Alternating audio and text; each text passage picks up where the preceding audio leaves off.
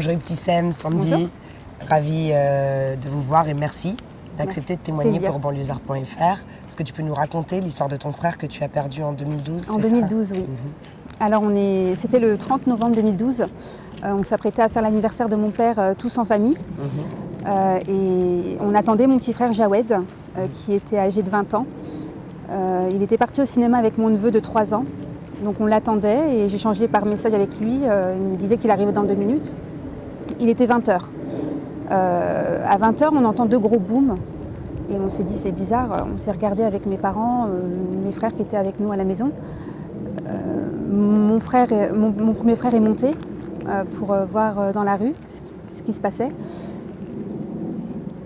Et là, en fait, mon frère revient en courant avec mon neveu dans ses bras en disant ils ont tiré sur Jawed, vite, vite. Donc mon père il est monté rapidement avec mon frère. J'ai récupéré mon petit neveu et je suis restée avec ma mère à la maison.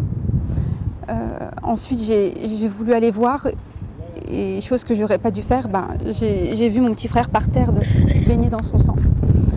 Il était par terre inconscient et mon père et mon frère essayaient de stopper le sang avec une couverture. Donc là, il était par terre. Après, la police, les pompiers sont arrivés.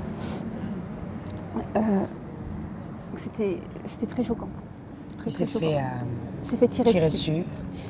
Il a été touché, il est mort immédiatement. Il est mort à l'hôpital à la suite de ses blessures. Il a été tiré dessus à 2 reprises par un fusil de chasse à bout portant. Donc les balles se sont éparpillées sur ses organes et ça l'a... Devant ton petit neveu de 3 ans. Devant mon petit neveu de 3 ans qui a tout vu.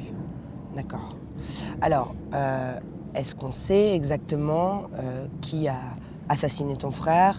Est-ce que tu peux d'abord nous parler de ton frère? Qu'est-ce qu'il faisait dans la vie? Est-ce qu'il était un peu dans la street? Est-ce qu'il était mêlé à de sales affaires? Ou est-ce qu'il était... Pas du tout, non. C'était quelqu'un quelqu'un de sérieux qui n'était pas connu des services de police. Il travaillait. C'était quelqu'un de gentil, d'aimé, de souriant. On ne comprend pas. Qu'est-ce qu'il faisait comme travail? Il était étudiant? Il travaillait dans un service technique au sein d'une collectivité. Donc il travaillait sérieusement. Donc il n'avait aucun problème. Puis nous, on était là, on était assez complices. Donc s'il avait besoin de quoi que ce soit, il y avait mes parents, moi, ses frères. Il n'était pas mêlé à tout ce qui est trafic de drogue, pas du tout. Pas du tout.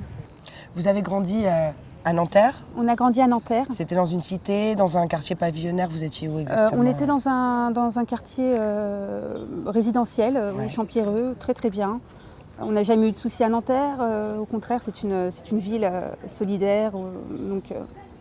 Voilà. Et puis mon frère n'avait pas de problème avec personne, quoi. Qu'est-ce que tu pourrais passer comme message? Qu'est-ce que tu aurais envie de dire à tous ces jeunes qui pourraient eux-mêmes mettre leur vie en péril et briser la vie de familles entières? De familles entières.